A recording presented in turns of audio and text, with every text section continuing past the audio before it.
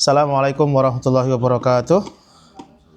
Rabbi shrah li sadri wa yassir li amri wahlul 'uqdatam min lisani yafqahu qawli. Lakal hamdu hatta tarda wa lakal hamdu idza radita wa lakal hamdu ba'da. Terima kasih teman-teman semuanya untuk kedatangannya dan baik yang offline maupun yang online ya. Semoga puasanya masih bisa semangat, semoga puasanya masih mendapatkan berkah dari Allah Subhanahu wa taala, semoga masih dimudahkan. Semoga selalu mendapatkan hidayah dari Allah Subhanahu wa taala untuk selalu lebih baik lagi dan lebih baik lagi. Sekali lagi, karena masalah hidayah ini sering disepelekan, jadinya mari sering-sering ketika bangun tidur, ketika apapun yang teman-teman semuanya sempat untuk mengucapkan alhamdulillah di atas nikmat keluarga, atas nikmat iman. Ada banyak masalah di dunia ini termasuk di Gaza, tapi teman-teman semuanya masih mempunyai keluarga, masih mempunyai keamanan, dan itu semuanya hal yang sebenarnya patut sekali untuk disyukuri ya. Indonesia juga banyak masalah, tapi teman-teman semua tetap bisa tersenyum dan semuanya. Itu yang pertama. Nah, kita sekarang ngaji surat Al-Ma'un. Sebagaimana pertama saya apresiasi lagi terhadap teman-teman di PM3 yang mencoba untuk menafsirkan ayat-ayat yang familiar setiap hari dibaca, termasuk salah satunya adalah surat Al-Ma'un. Karena bagaimanapun, sebagaimana kemarin yang saya sampaikan, Ramadan itu bulan Al-Quran, baca Al-Quran itu penting, tapi ingat, memahami Al-Quran lebih penting. Dan ingat lagi, mengamalkan Al-Quran itu lebih penting. Dan yang paling keren adalah mengamalkan dengan ikhlas, mengamalkan Al-Quran dengan ikhlas. Dan pengamalan Al-Quran surat Al-Ma'un tadi disampaikan oleh Mas Gibran ya, salah satu surat yang familiar dengan Muhammadiyah. Menurut saya pribadi, asesmen saya, itulah ketika Al-Quran itu diamalkan dengan ikhlas. Dibaca, dipelajari, diamalkan, tapi ikhlas. Satu Quran jadinya Masya Allah, satu ayat, satu surat, tapi jadinya Masya Allah sekali. Rumah sakitnya sekarang sudah nggak tahu lah berapa, saya juga hilang countnya. Karena ketika kita orang Muhammadiyah sekalipun nanya sama pimpinan Muhammadiyah, jumlahnya itu selalu beda-beda. Jumlahnya selalu beda-beda. Karena memang cepat bertambah, tapi juga kadang penamaannya beda, kadang kayak gitu. Apakah rumah sakit yang dikelola Muhammadiyah itu dengan nama resmi atau tidak, tapi itu urusan instansi ya. Tapi terlepas daripada itu, maka buat rumah sakit, betul, rumah sakit Islam, apakah itu miliknya Muhammadiyah atau bukan, terhitung atau tidak, kan biasanya kayak gitu, itu yang jadi bikin penghitungannya itu. Tapi terlepas daripada itu teman-teman, surat Al-Ma'un ini menjadi contoh menurut saya, bukti real ketika bagaimana Al-Quran itu diamalkan dengan ikhlas. Satu ayat, satu surat, tapi terus kemudian jadi panti asuhan, jadi PKU, jadi semuanya.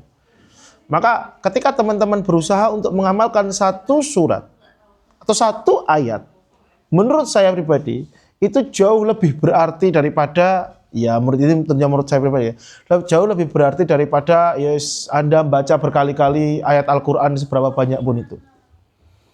Anda bisa pilih kok ayat-ayat yang menurut Anda cocok lah. Bagi seorang anak misal, coba dalami betul kayak surat Al-Isra yang tentang berbakti kepada orang tua itu. Gimana supaya bisa terbaik untuk berbakti kepada orang tua. Itu salah satunya.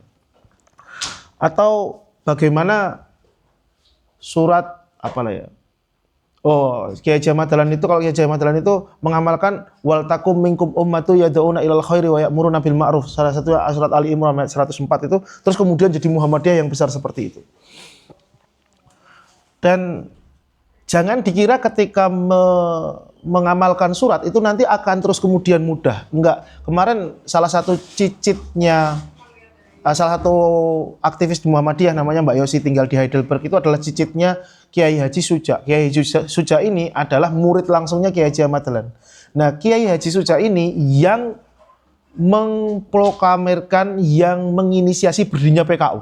Awal kali berdirinya PKU. Beliau cerita waktu itu di sini, di PM3 kita waktu itu minjam tempat di sini. Beliau cerita tentang kakeknya. Ketika kakeknya ini flurkan, membicarakan tentang ide ketika rapat. Ayo kita dirikan PKU, ayo kita dirikan rumah sakit, ayo didirikan panti asuhan. Itu sama orang Muhammadiyah yang rapat itu diketawain. Itu diketawain ide itu ide apa sih ide kayak gitu? Itu tuh yang ide kayak gitu tuh pemerintah Hindia Belanda yang sudah ngapain. Dan Kiai Suja itu sempat, kata beliau ya, kata Mbak Yosi ya, sempat ngambek, sempat kayak merasa sakit gitu ya, karena idenya itu diketawakan sama teman-temannya yang orang Muhammadiyah sendiri. Lalu kemudian beliau bilang, loh kalau orang Belanda saja ketika membuat rumah sakit, membuat itu bisa keren, padahal nggak ada Allah di situ, nggak ada Tuhan di situ. Bagaimana mungkin kita sebagai orang yang ada Allah di situ, ada Quran di situ, kok kita kalah? Mesti jadinya jauh lebih baik. Maka itu juga yang terus kemudian saya sarankan kepada teman-teman semua dimanapun Anda berada, ketika membaca Quran, makomnya tidak hanya membaca, pahami, amalkan, yang terakhir amalkan dengan ikhlas. Itu step by stepnya. Ya, baca surat Al-Maun ya, ara'aital ladzi yukadzibu biddin fadzalikal ladzi yad'ul yatim. Al-Maun itu artinya memberi bantuan. Al-Maun. Al-Maun ini sebagian disebut juga dengan surat ad-din, surat agama. Din itu artinya agama atau cara hidup ya. Karena di surat ini ada kalimat yukadzibu biddin, mendustakan agama. Nah, surat ini genrenya diturunkan di Mekah, sebagian diturunkan di Madinah, terdiri dari 7 ayat. Ayat yang nomor 1 sampai 3 diturunkan kepada orang kafir Mekah. Ayat 4 sampai 7, nanti kalau kita baca bareng-bareng, itu diturunkan kepada orang Madinah yang munafik. Yang pertama ya, belum. Sebab turunnya ayat. Turunnya ayat ini ada yang mengatakan Al-As bin Wa'il, ayahnya Amru bin As bin Wa'il. Jadi ketika Anda lihat ya, As bin Wa'il itu salah satu musuhnya Nabi Muhammad yang paling top lah. Abu Jahal itu top juga lah. Tapi Abu Jahal itu punya anak namanya Ikrimah. As bin Wa'il punya anak namanya Amr bin As. Artinya apa? Orang jahat, anaknya belum tentu jahat. Disitulah kehebatannya Nabi Muhammad SAW itu berbeda dengan Nabi Nuh. Nabi Nuh itu ketika mendoakan umatnya ya, beliau kan bilang, Rabbi la tadar alal ardi minal kafirina tayyaro innaka intadarhum yudillu ibadaka wa la yalidu ila fajiran kafaro. Ya Rabb, ini aku sudah dakwah 900 tahun. Bapaknya aja kafir. Sudahlah bunuh semua aja. Kenapa? Ini kalaupun melahirkan anak, hasilnya kafir juga. Sudahlah basmi semua saja. Tapi kalau Nabi Muhammad, teori dakwahnya beda. Nabi Muhammad teori dakwahnya itu, ya wis lah, ya udah nggak apa-apa, bapaknya kafir. Tapi aku harap dari anak-anak mereka yang sekarang mungkin masih ada di di tulang sumsumnya, masih ada di dalam dirinya, kelak akan menjadi pejuang-pejuang Islam dan kelak akan menjadi orang mukmin. Contohnya siapa? Khalid bin Walid. Kalau Nabi Muhammad, Ikrimah bin Abi Sufyan, Ikrimah bin Abi Jahal. Anda bisa bayangkan nggak? Bapaknya Abi Jahal. Bapaknya itu dijuluki Abu Jahal. Anaknya itu sahabat keren. Beliau syahid, meninggal syahid. Bahkan Ikrimah ini memerangi Nabi Muhammad till the last, sampai ke Fathul Mekah itu. Itu udah habis-habisan. Tapi terus kemudian dapat hidayah. Anaknya Abu Lahab juga namanya Darrah, tapi nggak terlalu terkenal mungkin ya. Itu juga Islam. Dan konon anaknya Abu Lahab itu ternyata setelah Nabi Muhammad menang ya, anaknya keturunannya Abu Lahab itu banyak. Di zamannya Abu Bakar, di zamannya Umar, Utsman, Ali itu anak keturunannya Abu Lahab itu banyak. Tapi nggak ada anak-anaknya ini yang terus kemudian mau saya keturunannya Fulan bin Fulan dari Abu Lahab. Itu tuh nggak ada yang mau. Itu karena ya tentunya sakit ya, apa namanya, punya keturunan bapak yang ya, apalagi di ayat jinas ya, tabat yada Abu Lahab itu udah ngeri sekali kan. Tapi anaknya itu muslim, hebat, sampai Rasulullah bilang sama para sahabat, pokoknya kalau baca Quran, sahabat-sahabat bukan Rasulullah, sahabat-sahabat bilang kalau baca Quran ngimami, kalau di belakangnya ada darah, jangan baca tabat yada. Saking sahabat itu jaga betul perasaannya. Tapi hidup apa namanya keturunannya Abu Lahab ini. Jadi gitu ya, kalau kita jadi orang muslim, kalau ngelihat orangnya kok jahat, orangnya zalim, mindsetnya bukan udahlah orang kayak gini mati aja juga nggak apa-apa. Jangan seperti itu. Mindsetnya kalaupun bapak ibunya jahat, kita harapkan anak-anaknya nanti bisa tobat. Begitu. Jadi seperti itu. Nah, balik ke surat Al-Ma'un tadi ya. Ini surat Al-Ma'un ini turun ada dua versi. Versi pertama itu As bin Wa'il itu dapat wasiat dari orang saudaranya untuk merawat anak yatim. Nah, maksudnya gini.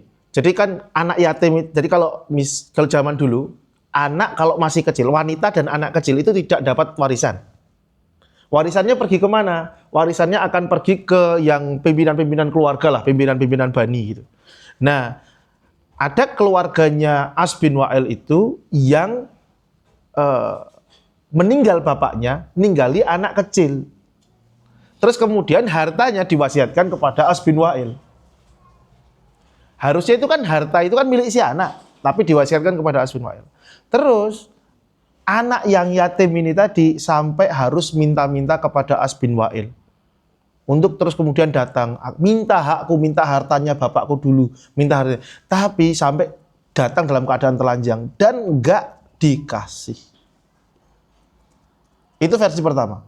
Versi kedua, ada yang bilang ayat ini turun dari Abu Sufyan.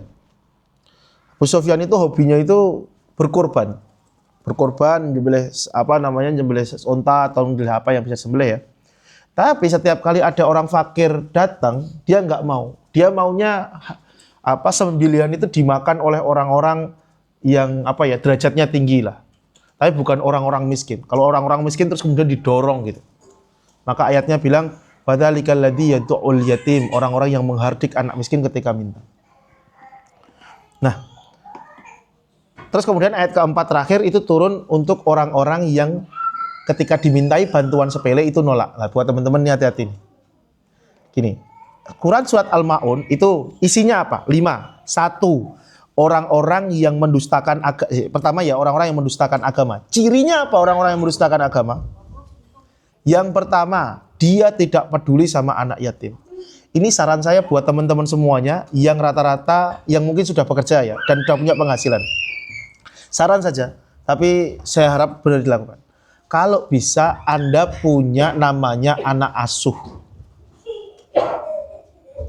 Tuh.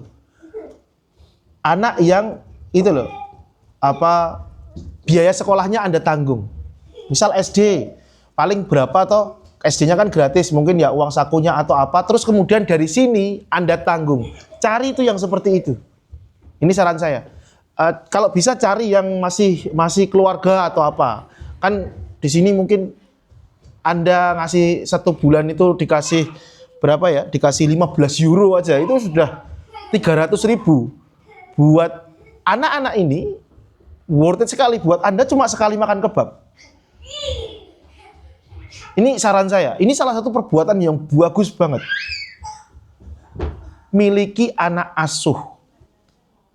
Bayarkan biaya SPP sekolahnya atau seragamnya atau apalah. Nggak banyak kok.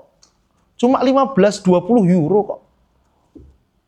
Syukur-syukur kalau ternyata itu masih keluarga Anda yang dekat. Karena kalau mau mengurus itu yang deket-deket gitu ya. Jadi yang pertama, tidak peduli sama anak yatim. Yang kedua, tidak terdorong memberi makan orang miskin. Ya, sama-sama yang pertama ya. Bisa nggak Anda, kalau di sini mungkin Anda nggak dapatin orang miskin, nyari satu keluarga yang Anda kasih subsidi. Nggak banyak, 15 euro itu nggak banyak lah. Dan 300.000 untuk di Indonesia itu kan besar ya. Itu nggak kecil, itu besar kalau di Indonesia. 300.000 itu besar banget itu. Betul-betul besar itu. Apa cuma 300.000 doang? Ciri-ciri pendusta agama itu yang ketiga, dia suka lalai dalam sholatnya. Sebenarnya lalai di sini ya, itu artinya insya Allah kalau teman-teman nggak masuk sebenarnya. Kalau orang muslim yang suka di masjid, insya Allah saya nggak masuk. Karena ayat ini berkaitan sama orang-orang yang kalau kelihatan sama orang muslim, dia itu sholat, pas orang muslimnya sudah pergi, alah sudahlah. Sudah gitu aja. Jadi bukan sholat terus kemudian otaknya mungkin kemana-mana ya kayak gitu ya. Orang kalau apa namanya nggak kurang khusyuk lah, kurang khusyuk sholatnya. Bukan enggak, itu nanti wah, ngeri banget kalau sholat nggak khusyuk terus kemudian masuk pendusta agama lah, ngeri banget kayak gitu. Bukan ya. Yang kalau sholatnya itu pencitraan. Nah biasanya ayat-ayat untuk politisi kayak gini. Ayat suratnya hanya untuk mendapatkan voting, suratnya hanya untuk kayak gitu. Tapi kalau sholat Anda hanya sekedar tidak khusyuk, otak kok kadang-kadang, aduh mikirin utang, mikirin apa, lah yes, nggak apa-apa lah. Itu kan manusiawi. Tentu harus di-upgrade supaya sholatnya bisa khusyuk, tentu. Tapi nggak masuk kategori orang yang mendustakan agama. Karena ngeri sekali, itu kayak gitu pendusta agama, loh itu ya semuanya. Kayak gitu ya. Terus yang keempat, orang yang suka riya. Masuk bab sholat tadi juga, orang yang suka sholatnya pamer kepada orang lain, kalau berbuat baik pamer kepada orang lain, suka dipuji, dan ini termasuk ini kalau menurut saya ya, meskipun nggak terlalu banget tapi termasuk. Kalau main media sosial selalu mengharapkan likes, comment, share, itu salah satu penyakit hati sebenarnya, meskipun sebenarnya wajar. Jadi gini, Islam itu ngajari apresiasi seseorang. Islam itu ngajari, tapi jangan mencari-cari pujian. Pak, bisa dipahami nggak bedanya? Jadi mengapresiasi orang itu bagus. Ketika ada teman-teman apa namanya ibu-ibu di sini misal nyediain masakan untuk berbuka puasa, masakannya, wah masakannya kok enak banget, itu tuh bagus. Tapi kalau terus kemudian ibunya atau siapapun yang nyari, terus kemudian nyari muka, sukanya nyari-nyari pujian, nah itu yang salah. Tapi buat kita memuji orang yang berbuat baik, itu sebenarnya bagus dan dianjurkan seperti itu. Supaya apa? Supaya orang-orang ini semakin semangat berbuat baik. Kalau punya teman baik, punya teman orangnya baik, coba dipuji atau diberikan apresiasi, bukan dipuji, nggak usah dipuji-puji banget ya, tapi diberikan apresiasi. Itu karena itu manusiawi ya. Terus yang kelima, tanda orang yang mendustakan agama adalah, ini yang agak sedikit ini, buat kita penting ini, adalah orang yang kalau dimintai bantuan-bantuan sepele, dia suka nolak. Nih, kalau di surat di tafsirnya itu dikatakan kalau di zamannya di Madinah orang-orang munafik itu diminta bantuan, minta air nggak boleh, minta benang buat najahit nggak boleh. Kalau di zaman sekarang mungkin apa ya? Yang pokoknya barang-barang sepele lah, barang-barang yang dianggapnya alah cuma kayak gitu aja kok. Belikan air buat masjid, terus kemudian kebanyakan alasan gitu. Kalau emang nggak bisa ya nggak apa-apa, tapi selalu dapat alasan gitu. Atau di kehidupan Anda teman-teman lah, pinjamin bolpen, terus kemudian nggak mau. Orangnya pelitnya itu kelewatan gitu. Padahal hal-halnya cuma sepele. Itu termasuk tanda-tanda orang yang mendustakan agama. Versi surat Al-Ma'un. Maka termasuk orang yang tidak mendustakan agama atau mengapresiasi agama atau dia itu mengaplikasikan agama dalam kehidupannya adalah orang yang suka membantu orang lain. Utamanya hal-hal yang sebenarnya sepele gitu loh. Peka ngelihat temennya butuh apa, hal-hal yang sepele. Kadang kan hal sepele itu temen mau minta itu kan nggak enak ya. Karena cuma sepele, tapi ya dia butuh gitu. Nah, buat teman-teman semuanya, silakan. Termasuk sebenarnya meminjami hutang. Wah, meminjami hutang itu pujiannya banyak betul itu. Cuma masalahnya ya emang harus diakui sih kalau di Indonesia ya. Ya apa namanya? Mengembalikannya yang repot. Jadinya ya bijak-bijak sendirilah ya. Tapi minjami hutang itu termasuk amalan yang sangat sekali bagus. Termasuk amalan yang sangat sekali bagus. Gitu. Kaitan dengan ayat. Nah, nggak usah saya sampaikan di sini. Nah, berikutnya adalah adzan jam berapa? 18.08. Oke. Berikutnya udah tak saya sampaikan aja. Nah, kaitan dengan surat sebelumnya. Sebenarnya kalau Anda lihat di Al-Qur'an itu biasanya peletakan surat itu selalu ada. Kenapa kok surat ini diletakkan setelah surat ini, surat ini? Itu ada hikmahnya sebenarnya. Ada pelajarannya. Kalau di sini salah satunya adalah Al-Ma'un itu datang setelah surat Quraisy, li'ilafi Quraisy.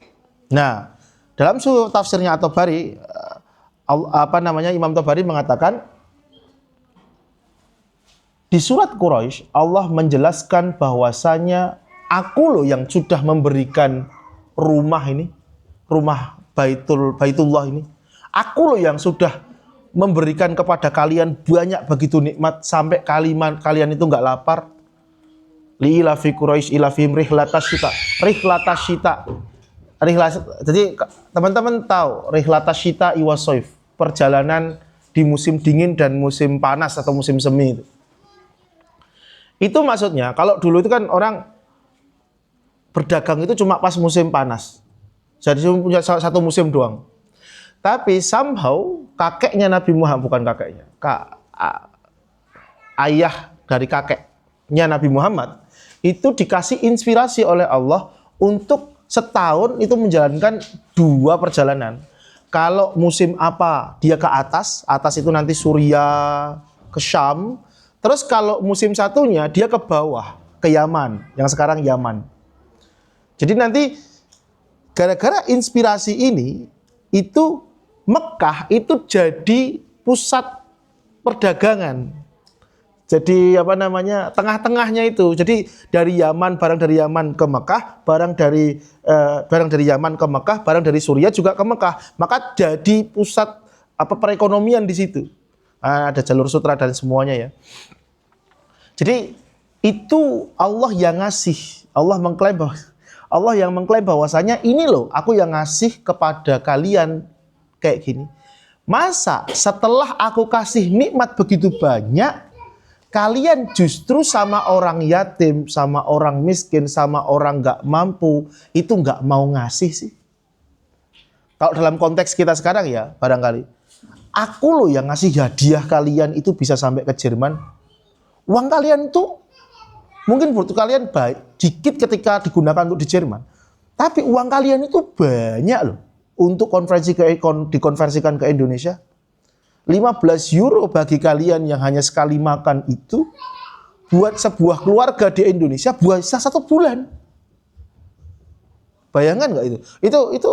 Itu ridiculous loh teman-teman. Itu benar-benar konsep yang mengerikan. Sekali makan Anda di restoran itu 1 bulan makannya orang di Indonesia.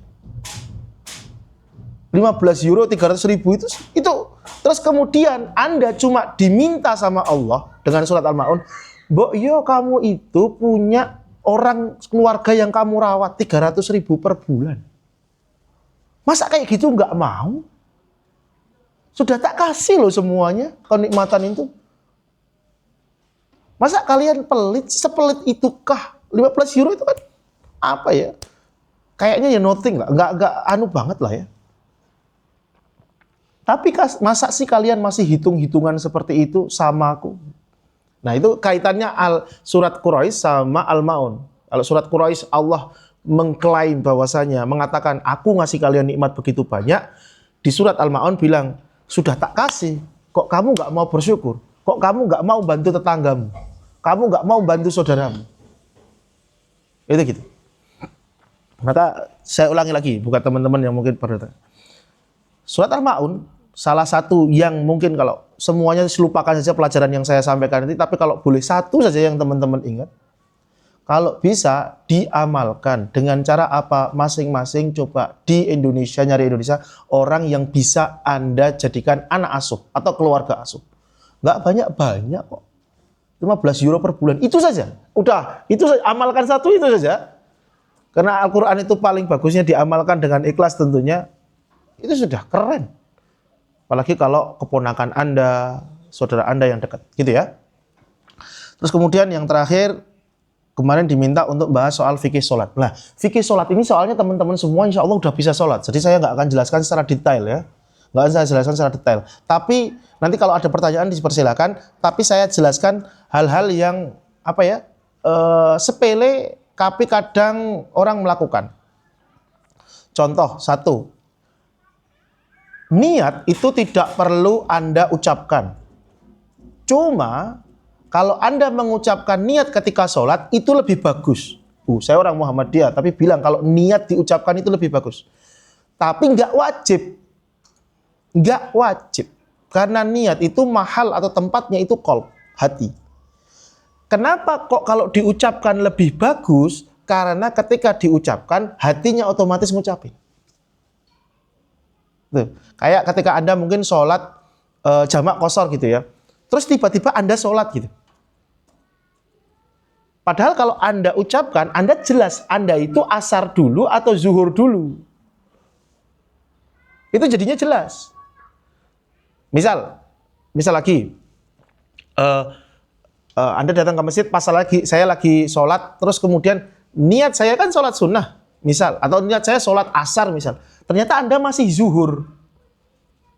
Terus kemudian Anda niatnya ikut ngimam. Loh salah itu nanti. Kan kita beda sholat.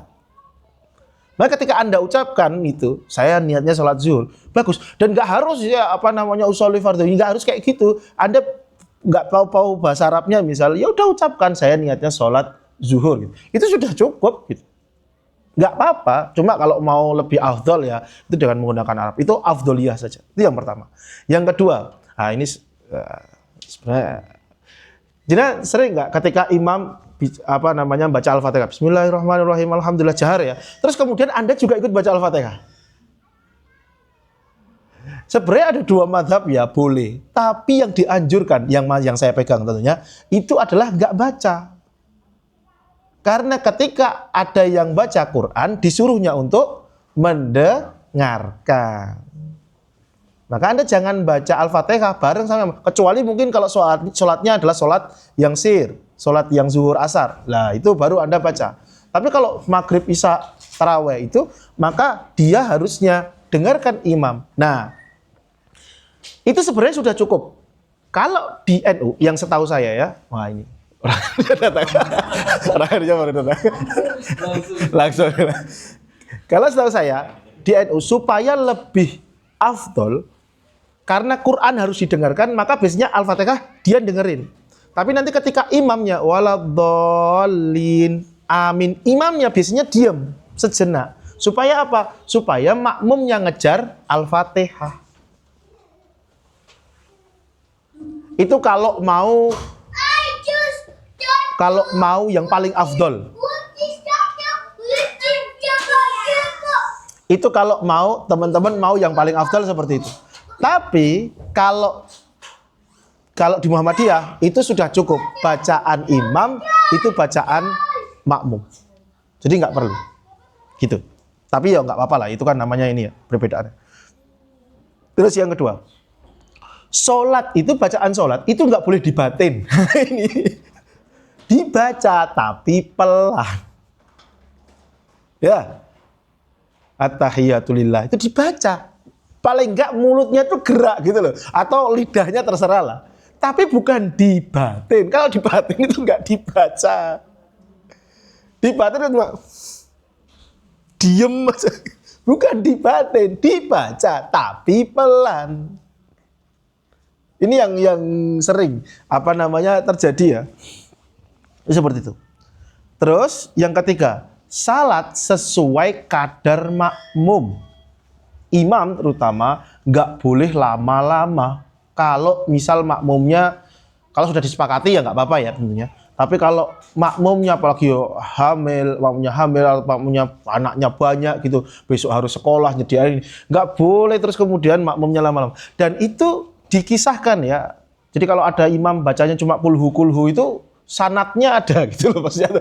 Itu sampai sahabat gitu loh. Karena waktu itu Ibnu Mas'ud itu pernah, sahabat Ibnu Mas'ud itu sholat lama, terus kemudian banyak yang mufarokoh, ada yang mufarokoh, ada yang lepas gitu, ada yang misah. Ketika misah, Ibnu Mas'ud malah bilang, wah kami ini tuh orang-orang yang sholatnya nggak mau nggak mau diajak baik gini-gini lah pokoknya. Terus sama Nabi Muhammad itu malah dimarahin. Kamu munafirin, kamu membuat orang-orang itu lari dari masjid. Kalau ada orang yang kayak gitu ya udah bacanya bacanya dikit aja, nggak usah banyak-banyak.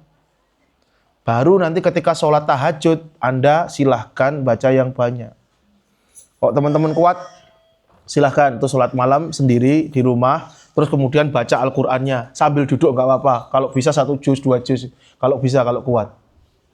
Kalau kuat.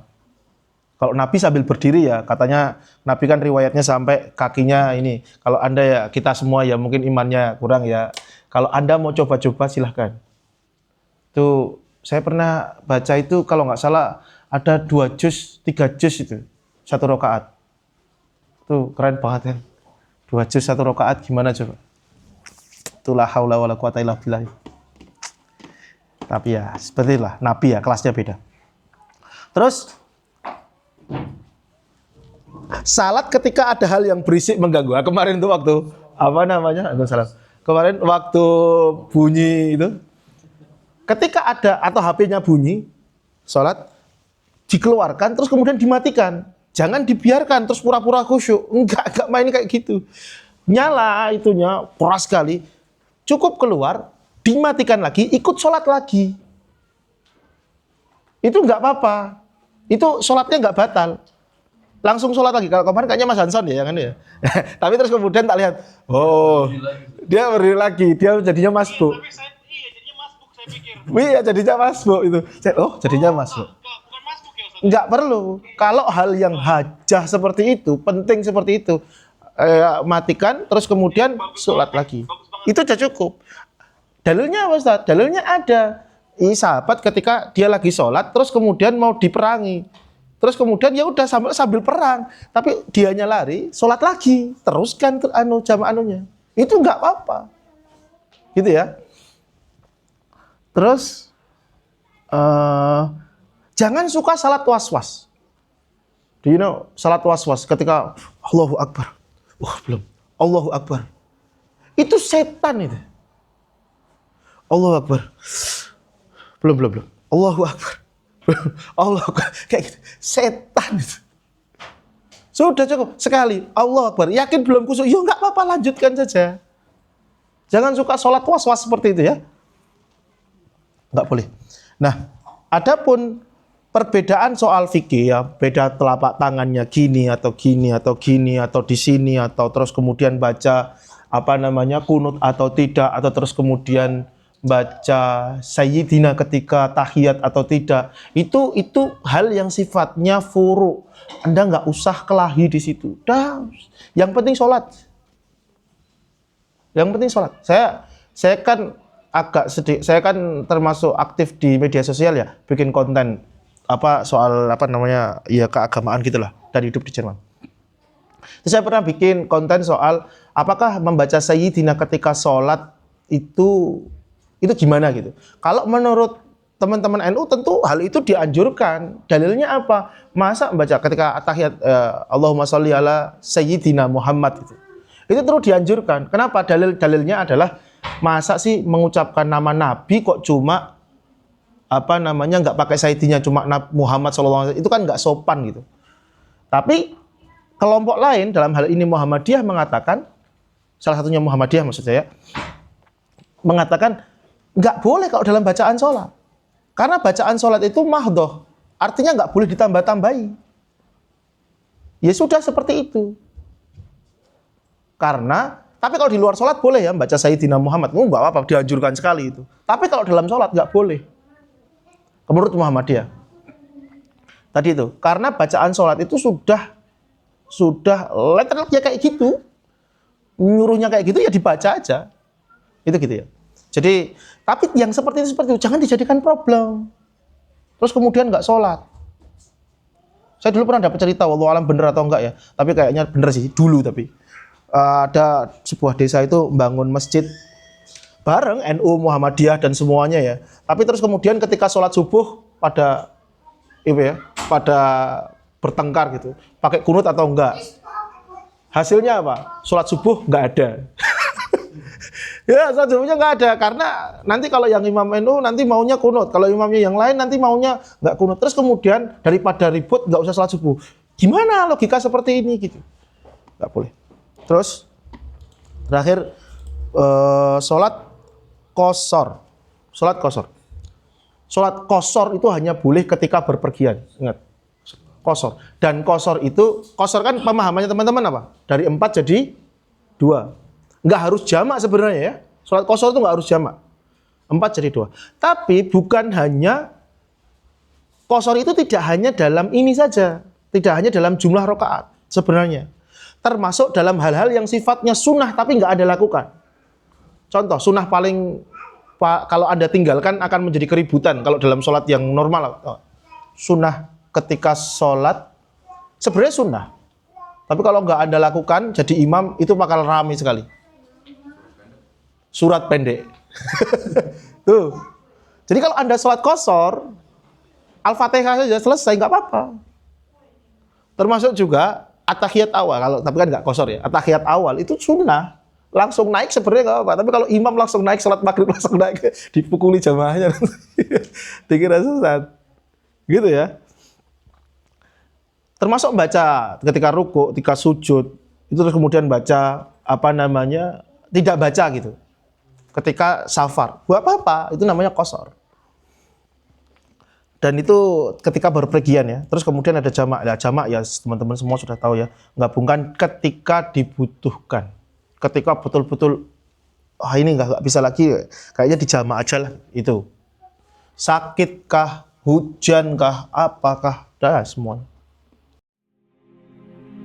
فيا ذلي ويا خجلي إذا ما قال لي ربي أما استحييته تعصيني ولا تخشى من العتب وتخفي الذنب عن خلقي وتأبى في الهوى قربي فتب مما جنيت عسى تعود إلى رضا الرب تعود إلى رضا الرب